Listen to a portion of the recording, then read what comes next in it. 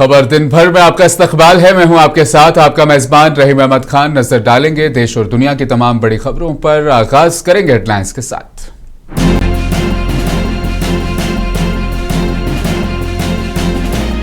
रूस से तेल की दरामदों को रोकने से मुतालिक ट्रंप के दावों को हुकूमत ने किया मुस्तरद। कहा सार्फिन के मफाद पर मबनी है पॉलिसी।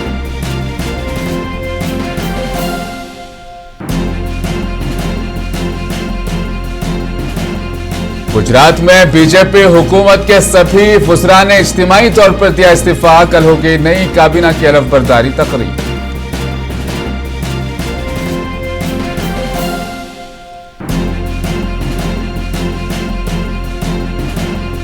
बिहार में अजीम इत्तेहाद की सीटों की तकसीम पर पवन खेड़ा का रद्द-ए-अमल। कहा निशानात अलॉट करने का अमल जारी, जल्द सूरत-ए-हाल होगी वाज़ेह।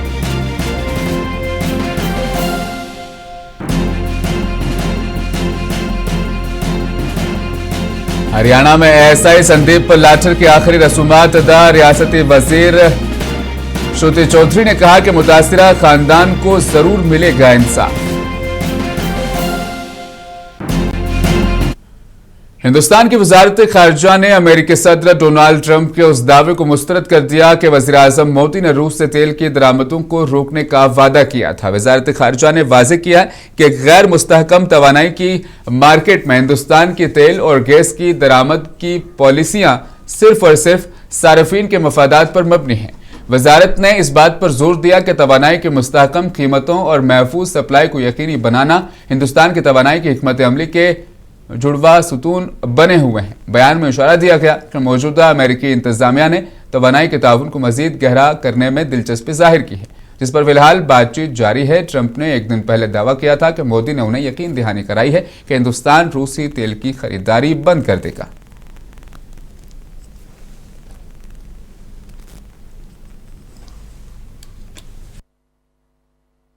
See, on the issue of energy sourcing, we have made a statement. This was put out in the morning today. We would request you to look at that particular statement for the questions that you have. On the question of whether there was a conversation or a telephone call between Prime Minister Modi and President Trump. Bihar में voter list की खुसूसी गहरी नजरसानी यानी SIR के final voter list से मुतालिक supreme court ने इंतहाई अहम तबसरा किया है। 16 अक्टूबर को हुई समाअत के दौरान अदालत उज़्मा ने कहा कि उम्मीद है इलेक्शन कमीशन बिहार की हतमी वोटर लिस्ट में टाइपिंग और दीगर गलतियों की इस्लाह कर लेगा। अब इस मामले पर आइंदा समाअत 4 नवंबर को मुकर्रर है। आज की समाअत के दौरान इलेक्शन कमीशन ने कहा कि 30 सितंबर को उसके जरिए शाया फाइनल वोटर लिस्ट से मुतालिक अब तक एक भी एतराज दर्ज नहीं कराया गया। हालांकि अर्जी दहिंदा एडीआर की तरफ से पेश हुए एडवोकेट प्रशांत भूषण ने कहा एक वोटर के जरिए यह दावा किया गया है कि उसका नाम वोटर लिस्ट में नहीं जोड़ा गया था, जिसे इलेक्शन कमीशन ने 7 अक्टूबर को समाअत में फर्जी बताया था। लेकिन वोटर का दावा सच है। उन्होंने कहा कि इलेक्शन कमीशन को बताना चाहिए कि कितने वोटर्स के नाम हतमी वोटर लिस्ट से हज़फ किए गए हैं।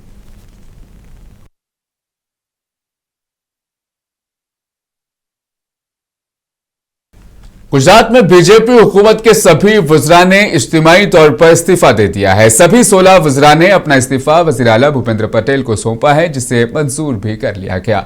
इत्तलात के मुताबिक गुजरात हुकूमत के वुज़रा ने वज़ीर आला भूपेंद्र पटेल की रिहाइश पर आज हुई अहम मीटिंग के बाद इस्तीफा दिया। मीटिंग में ही वज़ीर आला को छोड़कर सभी वुज़रा के इस्तीफे को मंजूरी भी मिल गई। गौर करने वाली बात यह है कि इन सभी वुज़रा के इस्तीफे पहले ही तैयार थे और हिदायत के मुताबिक वुज़रा ने इस्तीफे पर दस्तखत कर दिए। इसके अलावा वुज़रा को मजीद कोई हिदायत नहीं दी गई। इस फैसले के बाद सभी की निगाहें नई काबीना के ऐलान पर मरकूज हैं। नई काबीना की अलफबरदारी जुमा 17 अक्टूबर को गांधीनगर के महात्मा मंदिर में होगी।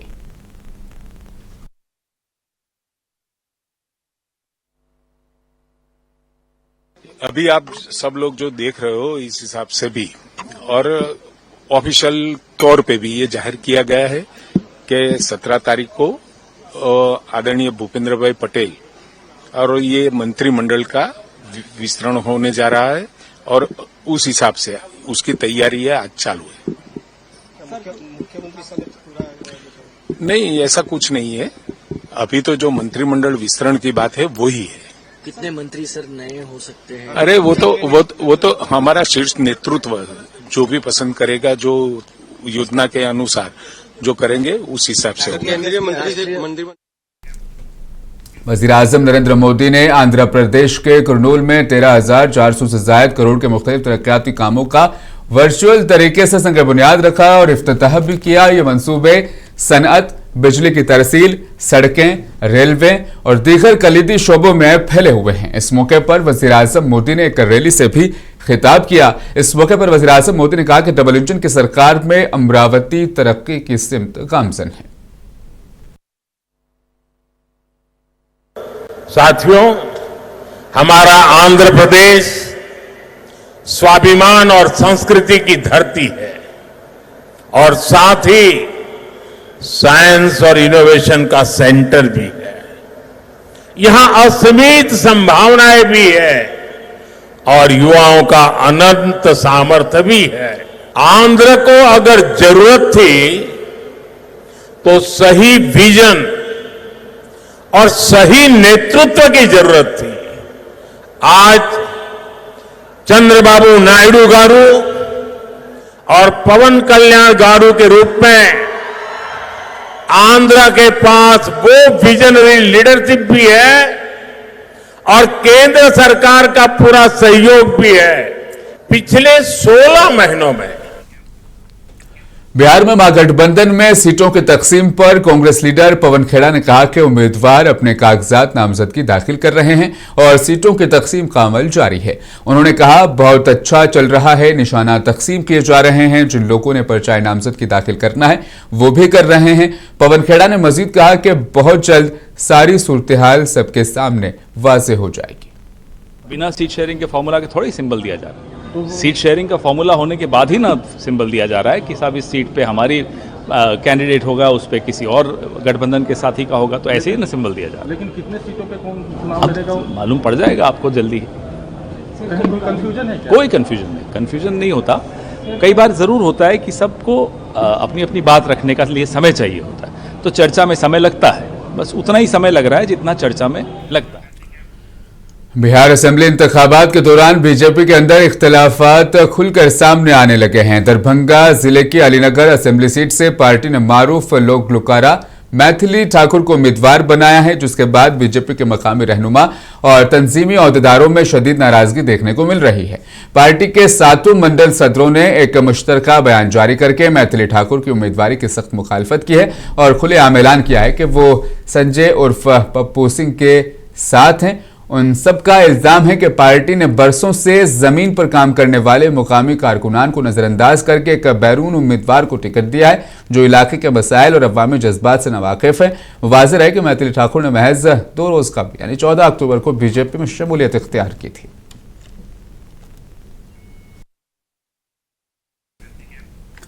हरियाणा में मुतवफ़ी एएसआई संदीप लाठर की आखिरी रसूमात जुमेरात की दोपहर को अदा की गई। संदीप के अहलखाना ने अदालत की निगरानी में जांच कराने का मुतालबा किया ताकि उनकी मौत के पीछे की सच्चाई का पर्दाफाश किया जा सके और इस बात को यकीनी बनाया जा सके कि किसी बेगुनाह को मुलव्विस न किया जाए।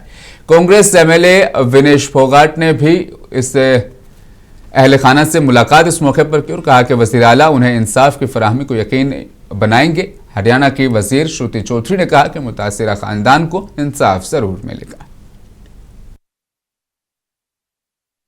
बहुत दुखद दुर्घटना हुई है ये, और आज मैं उनके पार्थिव शरीर को श्रद्धांजलि देने आई हूँ और पूरे मान सम्मान के साथ उनको लेके जाएंगे। और मैं बताना चाहती हूँ प्रशासन की तरफ से, गवर्नमेंट की तरफ से, सरकार की तरफ से न्याय उनको मिलेगा, सख्त कार्रवाई होगी और दूध का दूध पानी का पानी किया जाए। जैसे मैंने कहा कि सख्त, क्योंकि इन चीजों का संज्ञान लिया गया है। स्वयं चीफ मिनिस्टर यहाँ पे भी आए थे और उन्होंने पूरा परिवार से बात करी है, पूरा उनको आश्वासन दिया है और मैंने भी अभी जो भी जल्दी में बात। हरियाणा के सीएम नायब सिंह सैनी ने जिला अस्पतालों के तज़ीन व आराइश और सफाई से मुतल्लिक एक मीटिंग की सदारत की। वज़ीर आला का कहना है कि हुकूमत का मकसद सेहत की खिदमात को मजबूत बनाना और शहरियों को बेहतर सेहत की देखभाल फराहम करना है। इस मौके पर नायब सिंह सैनी ने कहा कि चीफ मेडिकल ऑफिसर्स तमाम जिला अस्पतालों में सफाई को यकीनी बनाएं।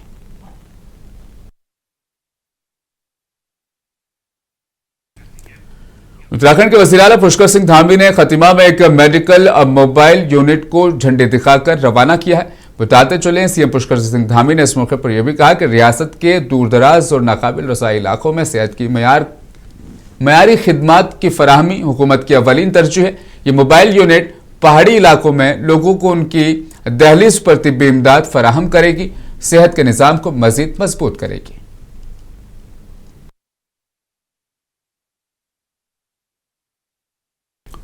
नवमंतखब राज्यसभा मेंबर राजेंद्र गुप्ता का कहना है कि वो पंजाब की खुशहाली, अमन और हमआहंगी के लिए काम करेंगे। उन्होंने कहा कि मौका देने के लिए आम आदमी पार्टी का शुक्रिया और उन्होंने कहा वो अवाम के तवक्कुआत पर पूरा उतरने की भी कोशिश करेंगे।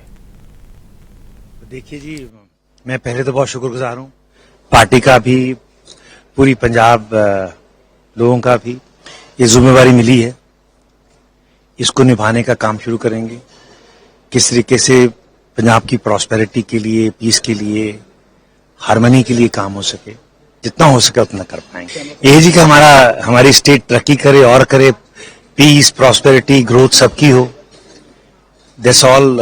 और जो पार्टी का हुक्म रहेगा, जो लोगों की आशा रहेंगी, उससे खरा उतरने की कोशिश करेंगे। जितनी हमारी, पहले तो परमात्मा जो विवेक देगा, लोग जो साथ देंगे, और आप लोगों का भी साथ चाहिए हर बात के लिए, और will try to do our best in the given circumstance. देखिए, उद्योगपति के तौर पे मैं कुछ नहीं कहना चाहता। मैं अभी भी शुरू से कहता हूं कि वो एक ऑक्यूपेशन है, पैशन नहीं है। पैशन मेरा आज भी कि किस तरीके से हम लोगों की सेवा कर सकें, हमारी स्टेट आगे निकल सके। पंजाब के वज़ीर आला भगवंत मान की क़यादत में रियासती हुकूमत ने नवंबर 2025 तक जारी रहने वाले तारीखी प्रोग्रामों का आगाज 25 अक्टूबर को गुरुद्वारा सीसगंज साहिब दिल्ली से अब वो करने जा रहे हैं। पंजाब के वजीर हरजोत सिंह, तरनप्रीत सिंह और मशीर दीपक बाली ने प्रेस कॉन्फ्रेंस में इस बात की जानकारी दी। बताया कि सिलसिला प्रोग्राम और तेग बहादुर जी की अजीम कुर्बानी और पैगाम इंसानियत को आम करने के लिए मुनक्किद किए जा रहे हैं। सबसे पहले मैं गुरु महाराज की फतेह की अर्ज करूंगा। वाहिगुरु जी का खालसा, श्री वाहिगुरु जी की फतेह। आज बड़ी इंपॉर्टेंट प्रेस कॉन्फ्रेंस है जो दिल्ली के पंजाब भवन के अंदर की गई है, और इसमें प्रेस कॉन्फ्रेंस में मेरे साथ हमारे एजुकेशन मिनिस्टर सरदार हरजोत सिंह बैंस जी, हमारे बड़े भाई सरदार जरनैल सिंह जी जो तिलक नगर से विधायक भी हैं, वो भी मेरे साथ अभी भी खड़े हैं। दीपक बाली जी जो हमारे टूरिज्म एंड कल्चर डिपार्टमेंट के एडवाइज़र थे, वो भी साथ में, और साथ में हमारे जो अभिनव त्रिखा जी हमारे टूरिज्म एंड कल्चर डिपार्टमेंट के IAS सेक्रेटरी हैं, वो भी साथ में। और ये बहुत बड़ा कार्य जो 350 साल साहिब श्री गुरु तेग बहादुर जी की जो शहादत का दिन आ रहा है, उसको समर्पित होते हुए जो पंजाब सरकार है, मुख्यमंत्री पंजाब सरदार भगवंत सिंह मान जी के जो नेतृत्व के अंदर चल रही है, वो राज पद्धर के समागम। दिल्ली हुकूमत ने छठ पूजा की तैयारियां तेज कर दी है। वज़ीर आला रेखा गुप्ता कपिल मिश्रा के साथ कालिंदी कुंज पहुंची, जहां उन्होंने छठ घाटों का मुआयना किया और तैयारियों का भी जायजा लिया। सीएम ने पानी की अमोनिया सतह को भी वहां पर चेक किया। राजधानी के तमाम इलाकों में छठ पूजा के लिए मौजू मकामात की निशानदही करके सफाई, सिक्योरिटी, रोशनी, नकलो हमल, तिब्बी सहूलियात के इंतजाम किए जा रहे हैं।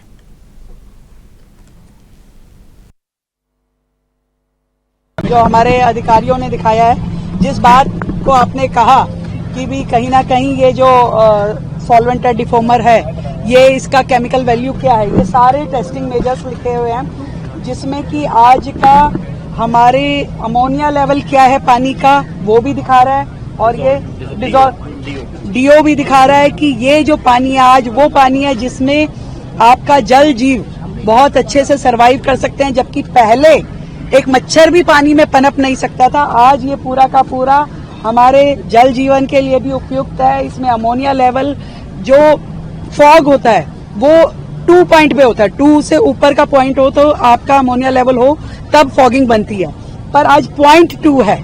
इस लेवल पे आज यमुना जी चल रही है, तो ये दिल्ली की उपलब्धि है। और आम आदमी पार्टी लीडर सौरभ भारद्वाज ने दिल्ली हुकूमत पर शदीद तनकीद की। उन्होंने कहा कि जमुना नदी की सफाई के लिए आप हुकूमत की तरफ से केमिकल से इस्तेमाल को जहर बताया जाता था। मौजूदा हुकूमत वही केमिकल जमुना की सफाई के लिए भी इस्तेमाल कर रही है। बेशर्मी का ये आलम है कि वही केमिकल जिसको ये आज से कुछ साल पहले जहर बताते थे, कहते थे इस केमिकल को डालने से यमुना जहरीली हो जाएगी, दिल्ली के लोगों का क्या हाल होगा, उनको बीमारियां हो जाएंगी, उनको ये हो जाएगा, उनको वो हो जाएगा। इन्हीं के विभाग ने उसी केमिकल का टेंडर करके बाकायदा, ऐसा नहीं कि बचा हुआ टेंडर ना, बचा हुआ केमिकल नहीं है, बाकायदा टेंडर देके दोबारा से वही केमिकल खरीदा गया है और उससे यमुना के अंदर झागों को साफ किया जा रहा है। मैं आपको दोनों वीडियोस दिखाऊंगा। एक जो रेखा गुप्ता जी घूम रही हैं, पैगंबर इस्लाम हजरत मोहम्मद मुस्तफ़ा सल्लल्लाहु अलैहि वसल्लम के शान में गुस्ताखाना रिमार्क्स पर सख्त कार्रवाई का मुतालबा करते हुए हैदराबाद में उलमा, मशाइख, अवामी नुमाइंदों और दानिशवरों पर मुश्तमिल एक वफद ने डीजीपी एस रेड्डी से मुलाकात की। वफद ने गोशा महल के रुकन असेंबली मलऊन राजा सिंह के खिलाफ याददाश्त पेश की और कहा कि वो बार बार मुसलमानों के मजहबी जज्बात मजरूह करते रहे हैं, नफरत अंगेज तौहीन आमेज रिमार्क्स कर रहे हैं जिससे अमन अमान को खतरा लाहक, और मलून राजा सिंह को फौरी गिरफ्तार करने का भी मुतालबा किया और सख्त कार्रवाई करने की मांग की। पुणे में सिम्बोइसिस यूनिवर्सिटी का छठा कन्वेंशन मुनक्किद हुआ है जिसमें मरकजी वज़ीर दिफा राजनाथ सिंह और महाराष्ट्र के वज़ीर आला देवेंद्र फडणवीस के अलावा दीगर रियासती वज़रा ने भी शिरकत की। इस तकरीब से खिताब करते हुए वज़ीर दिफा राजनाथ सिंह ने कहा, टेक्नोलॉजी का इस्तेमाल करते हुए मुल्क को आगे बढ़ाने की जरूरत है।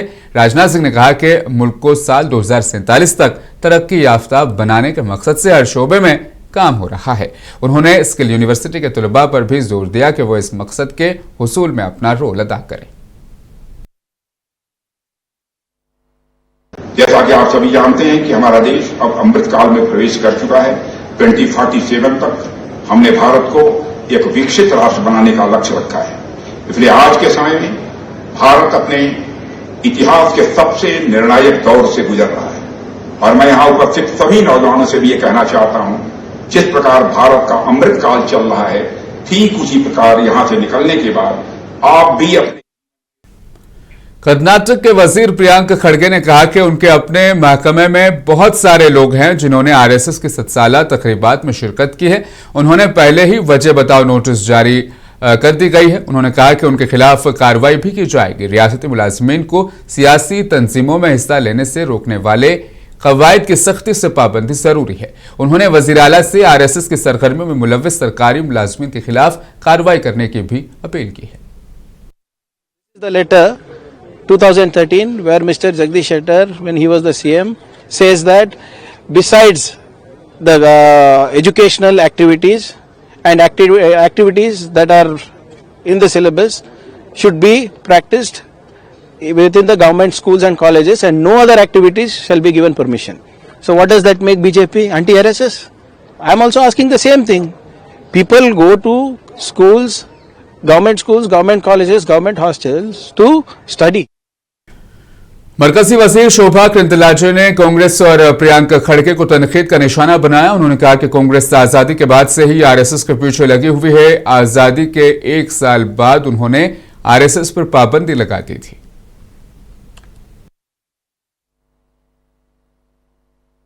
कांग्रेस आरएसएस को आजादी के बाद शुरू से ही टारगेट करने को कोशिश किया। आजादी का 1 साल बाद आरएसएस को बैन किया। क्या हुआ? 1975 में इंदिरा गांधी जी ने आरएसएस को बैन करने का कोशिश किया। क्या हुआ?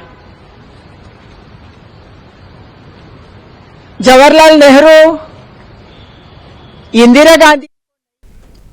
रेलवे मिनिस्टर अश्विनी वैष्णव ने जुमेरात को कहा कि ऐसी क्लास में तमाम मुसाफिरों को कंबल का भी कवर मिलेगा। ये सहूलत जयपुर से एक पायलट प्रोजेक्ट के तौर पर शुरू की गई है और इसका मकसद मुसाफिरों को उनके सफर के दौरान ज्यादा से ज्यादा सहूलत फराहम करना है। अश्विनी वैष्णव का कहना है कि आज रेलवे में एक नई पहल शुरू कर दी गई है जो मुसाफिरों की जिंदगियों में एक बड़ी तब्दीली लाने की कोशिश है।